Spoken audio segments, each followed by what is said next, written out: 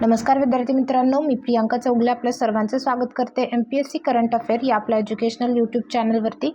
आणि आजच्या सेशनमध्ये आपण 20 एप्रिल 2026 रिलेटेड जेवढा काही इम्पॉर्टंट चालू घडामोडी आहेत आणि त्याचबरोबर त्याच्याशी रिलेटेड जो काही जीएसचा पोर्शन आहे तो देखील कव्हर करून घेतोय। तर व्हिडिओ शेवटपर्यंत नक्की पहा। सेशनला सुरुवात करण्यापूर्वी जे कोणी विद्यार्थी मित्र आपल्या चॅनलवरती नवीन असतील त्यांनी चॅनलला जरूर सबस्क्राईब करा। त्याचबरोबर बेल आयकॉनवरती क्लिक करून ऑल नोटिफिकेशन सेट करा, जेणेकरून रोज जेव्हा आपला व्हिडिओ अपलोड होतोय तेव्हा तुम्ही तो पाहू शकाल। तर आजच्या सेशनमध्ये आपला पहिला क्वेश्चन काय ते पाहूयात। बघा, कोणत्या राज्याने प्रोजेक्ट संजीवनी ही भारतातील पहिली एकात्मिक महामार्ग अपघात उपचार प्रणाली सुरू केली आहे, असा तुम्हाला प्रश्न विचारलाय। तर या प्रश्नाचं तुमचं योग्य उत्तर काय असणार आहे? ब, तेलंगणा राज्य सरकारने चालू केलेली आहे। प्रोजेक्ट संजीवनी नावाची एक योजना आहे। आता याचा उद्देश काय असणार आहे? रस्ते अपघातात जखमी झालेल्यांना त्वरित मदत देऊन त्यांचं प्राण वाचवणं।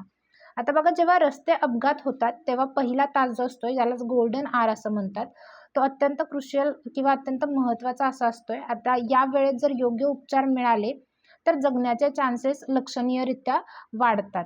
तर इथे बघा, 251 किलोमीटर लांबीचा जो नॅशनल हायवे आहे NH44, जो हैदराबाद ते अलिदाबाद या दरम्यान आहे, यावरील प्रत्येक टोल प्लाझावरती एक जलद प्रतिसाद पथक जे आहे ते तैनात केलं जाईल, ज्यालाच आपण QRT असं म्हणतोय।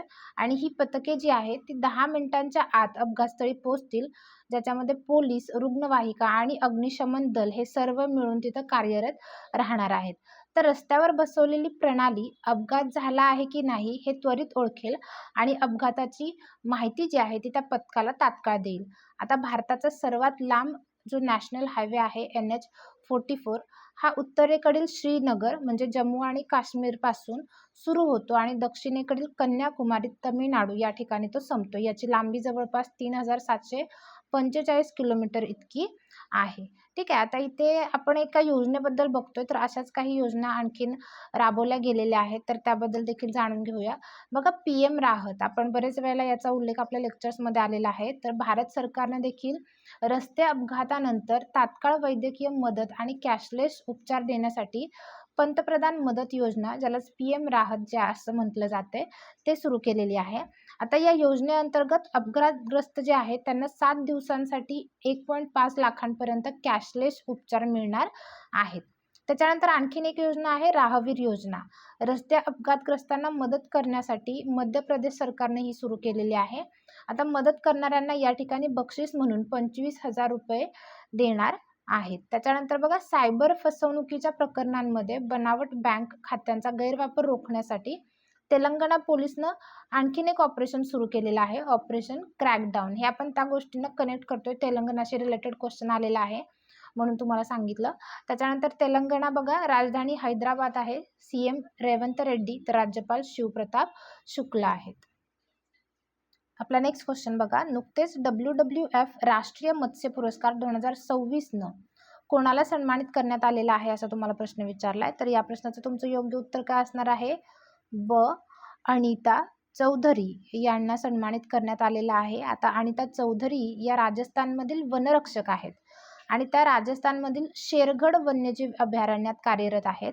त्यांना WWFचा राष्ट्रीय मत्स्य पुरस्कार 2026 जो आहे तो प्रदान केलेला आहे।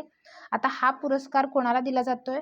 वन्यजीवांच्या संरक्षणासाठी महत्त्वपूर्ण योगदान देणाऱ्यांना हा पुरस्कार जो आहे तो प्रदान केला जातोय।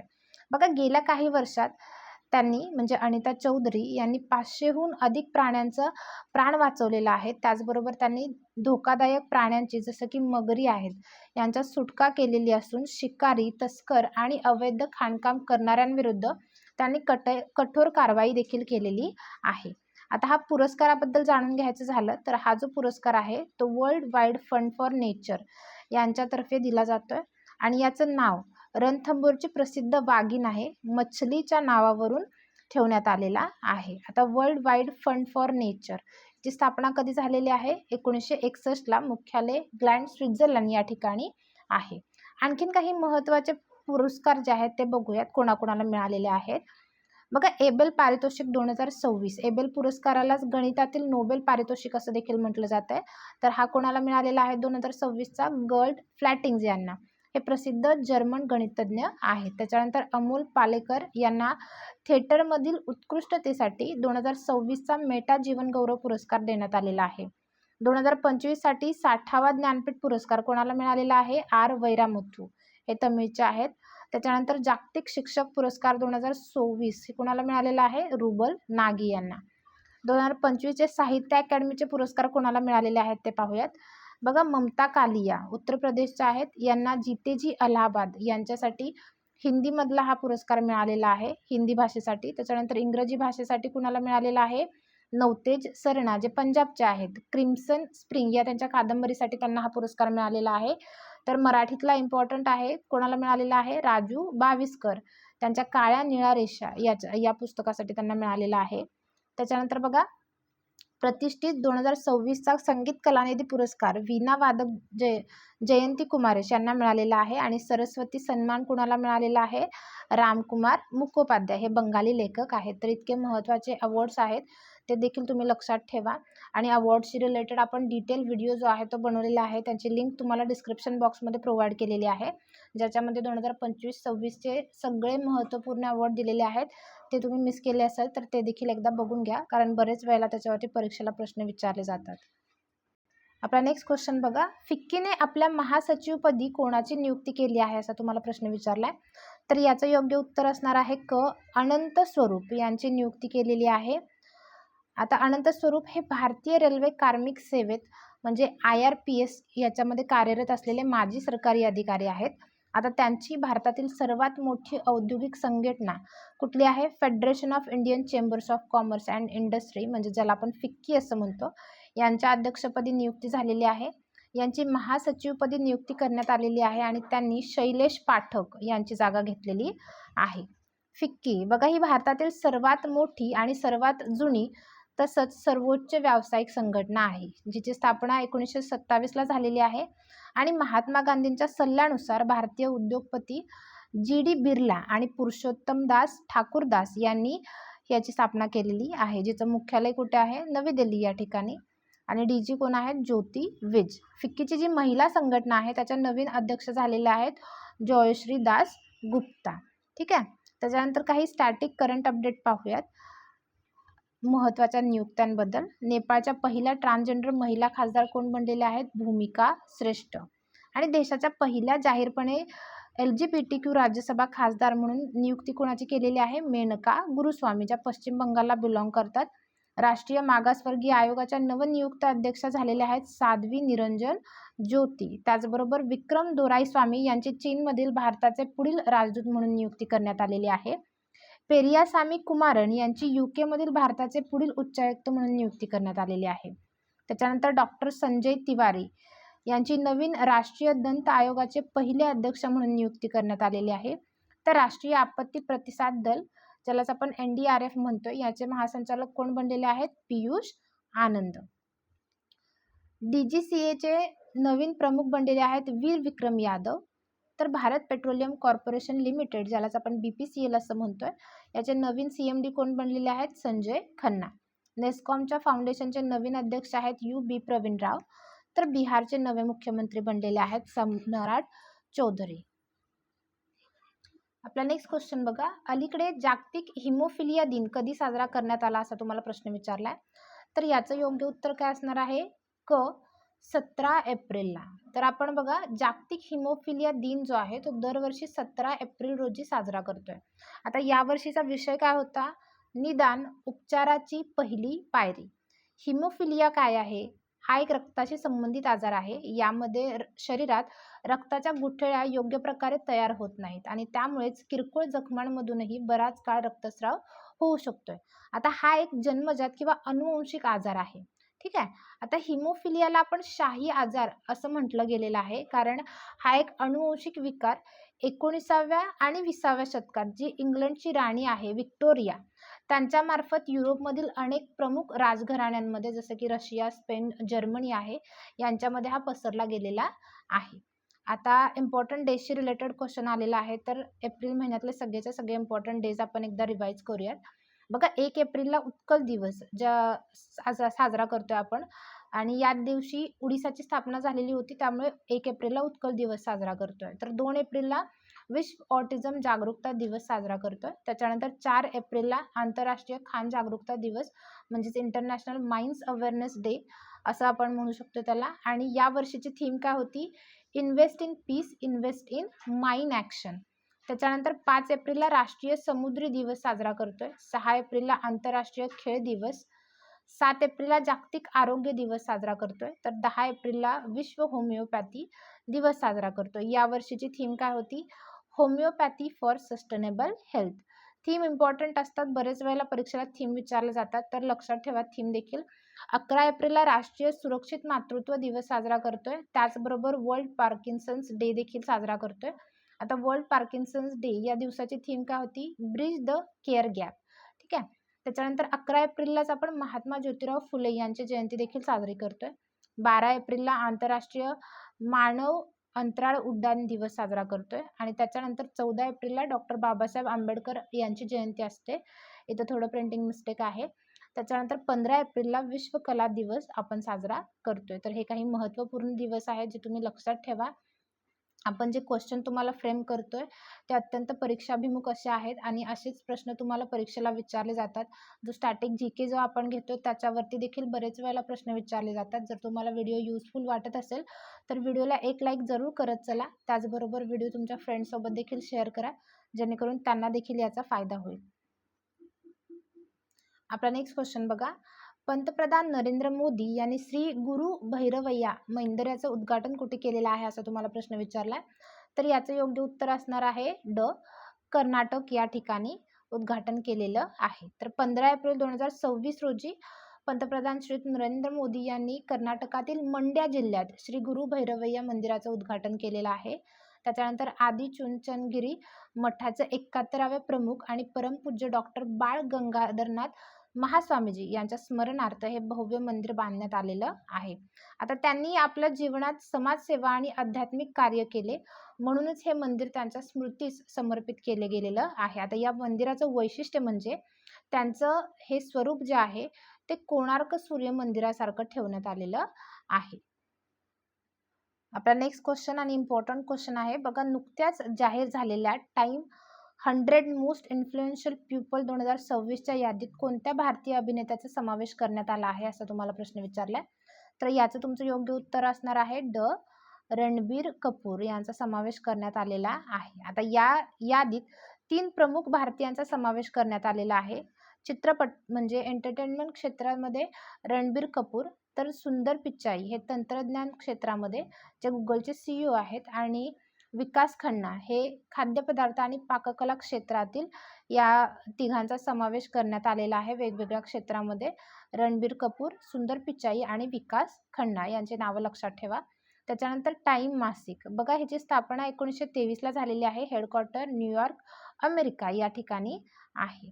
आता करंट अपडेट जर बघायचं झाल्या तर टाइम मासिकाने 2026 मधील जगातील 100 सर्वोत्तम ठिकाणांची यादी प्रसिद्ध केलेली आहे आणि याच्यामध्ये भारतातील 4 ठिकाणांचा समावेश आहे. तर ती 4 ठिकाणं देखील तुम्हाला माहिती पाहिजेत, ते देखील आपण बघूयात. बघा, म्हारोखेत हे कुठं आहे? जोधपूरमध्ये आहे. आता हा एक कृषी पर्यटन प्रकल्प आहे जिथं ग्रामीण जीवन, सेंद्रिय शेती आणि लोकसंस्कृतीचा अनुभव घेता येतोय. त्याच्यानंतर उत्तराखंडमध्ये एक ठिकाण आहे शक्ती हिमालयन प्राण लॉज नावाचं. आता हे कुमाऊनच्या टेकड्यांमधील आलिशान वेलनेस रिट्रीट आहे जिथं योग, ध्यान आणि निसर्गाच्या सानिध्यात मिळणाऱ्या शांत अनुभवासाठी हे प्रसिद्ध आहे. त्याच्यानंतर मध्य प्रदेशमधलं एक ठिकाण आहे ओबेरॉय राजगड पॅलेस. आता हा एक ऐतिहासिक राजवाडा आणि ऑलिशान हॉटेलमध्ये बदलला गेलेला आहे. एक शाही अनुभव त्याचबरोबर वारसा पर्यटनाचं उत्तम उदाहरण आहे. त्याच्यानंतर IBBCC हे दिल्लीतील एक ठिकाण आहे जिथं आधुनिक आणि सर्जनशील जेवणाची जागा आहे आणि हे आपल्या अनोख्या खाद्य अनुभवासाठी त्याचबरोबर डिझाईनसाठी इथं ओळखलं जात आहे. ठीक आहे, ही महत्त्वाची ठिकाणं आहेत, ही देखील तुम्ही लक्षात ठेवा. आपला नेक्स्ट क्वेश्चन बघा. 15व्या युरोपियन गर्ल्स मॅथमॅटिकल ऑलिम्पियाड 2026 मध्ये भारतासाठी सुवर्णपदक कोणी जिंकले असा तुम्हाला प्रश्न विचारलाय. तर याचं योग्य उत्तर काय असणार आहे? क, श्रेया शांतनू मुंधाडा असं नाव आहे त्यांचं. तर बघा, युरोपियन गर्ल्स मॅथमॅटिकल ऑलिम्पियाड 2026 ही एक प्रमुख आंतरराष्ट्रीय गणित स्पर्धा आहे ज्यामध्ये वेगळ्या देशातील मुली सहभागी होतात. 9 ते 15 एप्रिल 2026 ही त्याची 15वी आवृत्ती होती, जी बोर्डो फ्रान्स या ठिकाणी आयोजित करण्यात आलेली होती. आणि भारतानं याच्यामध्ये पहिल्यांदाच सुवर्णपदक जिंकलेलं आहे, त्यामुळे हे इम्पॉर्टंट आहे. सुवर्णपदक कोणी जिंकलंय? श्रेया शांतनू मुंधाडा या मुंबईच्या आहेत आणि या पहिल्या भारतीय ठरलेल्या आहेत सुवर्णपदक जिंकणाऱ्या. त्याच्यानंतर संजना फिलो चाको या केरळच्या आहेत, ज्यांनी रौप्य, आणि शिवानी भरत कुमार या तमिळनाडूच्या आहेत, ज्यांनी कांस्य पदक जिंकलेलं आहे. ठीक आहे. भारताने एकूण 3 पदकं जिंकलेली आहेत, एक सुवर्ण, एक रौप्य आणि एक कांस्य पदक. आता 67 देशांपैकी भारताचा याच्यामध्ये 6वा क्रमांक होता आणि आतापर्यंतची ही भारताची सर्वोत्तम कामगिरी राहिलेली आहे. बघा, आता आपण जागतिक गणित दिन 14 मार्चला साजरा करतोय आणि राष्ट्रीय गणित दिन कधी साजरा करतोय? 22 डिसेंबरला. तर याच्यामध्ये कन्फ्युजन करून घेऊ नका. आणि राष्ट्रीय गणित दिन आपण श्रीनिवास रामानुजन यांच्या जयंतीनिमित्त साजरा करतोय. आपला नेक्स्ट क्वेश्चन बघा. IMFच्या ताज्या अंदाजानुसार भारतीय अर्थव्यवस्थेने जागतिक स्तरावरती कोणता क्रमांक मिळवला आहे, असा तुम्हाला प्रश्न विचारलाय.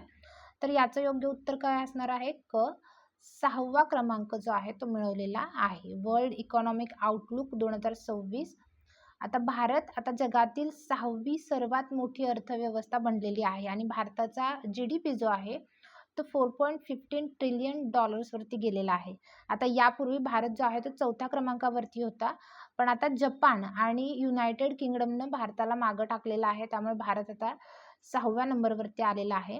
पहिले 6 शीर्ष अर्थव्यवस्था जर बघायचं झालं 2026च्या आकडेवारीनुसार, तर पहिल्या नंबरवरती अमेरिका येते, दुसऱ्या नंबरवरती चीन येतोय, तिसऱ्या नंबरवरती कोण आहे? जर्मनी आहे, चौथ्या नंबरवरती जपान आहे, 5व्या नंबरवरती युनायटेड किंगडम आहे आणि 6व्या नंबरवरती भारत जो आहे तो $4.15 ट्रिलियन वरती आहे. ठीक आहे. 2026 आणि 2027 मध्ये 6.5% दरानं वाढ होण्याचा अंदाज आहे GDP ग्रोथमध्ये आणि IMF नुसार भारत ही जगातील सर्वात वेगानं वाढणारी अर्थव्यवस्था आहे.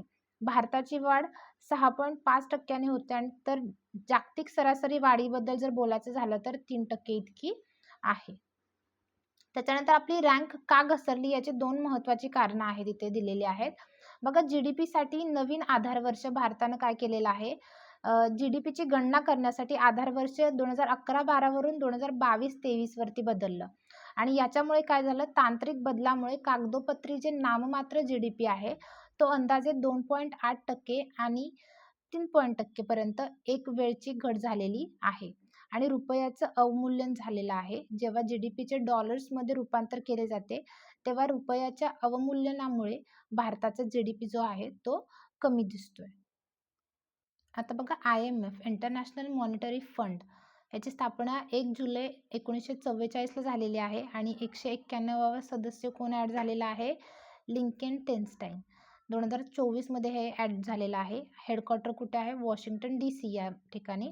व्यवस्थापकीय संचालक कोण आहेत? क्रिस्टलिना जॉर्जेव्हिया आणि प्रथम उपव्यवस्थापकीय संचालक कोण आहेत? गीता गोपीनाथन. आता त्यांनी सध्या राजीनामा दिलेला आहे. त्याच्यानंतर बघा, ह्याची काही प्रकाशने इम्पॉर्टंट आहेत. तर वर्ल्ड इकॉनॉमिक आउटलुक रिपोर्ट ते रिलीज करतात. त्याच्यानंतर ग्लोबल फायनान्शियल स्टॅबिलिटी रिपोर्ट आणि फिस्कल मॉनिटर रिपोर्ट असे 3 रिपोर्ट जे आहेत ते हे रिलीज करतात. तर आजचं आपलं लेक्चर इथे संपत आहे. आय होप लेक्चर तुम्हाला आवडलं असेल. लेक्चरशी रिलेटेड किंवा करंट अफेअर्सशी रिलेटेड तुम्हाला काहीही क्युरीज असल्या तर कमेंट बॉक्समध्ये मेन्शन करा. व्हिडिओ आवडत असेल तर व्हिडिओला लाईक नक्की करा. व्हिडिओ पूर्ण पाहिल्याबद्दल धन्यवाद.